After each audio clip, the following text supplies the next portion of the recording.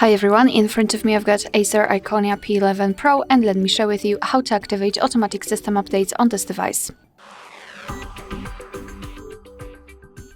So let's begin with opening the settings, and here in this left section scroll down to the very bottom to find About Tablet.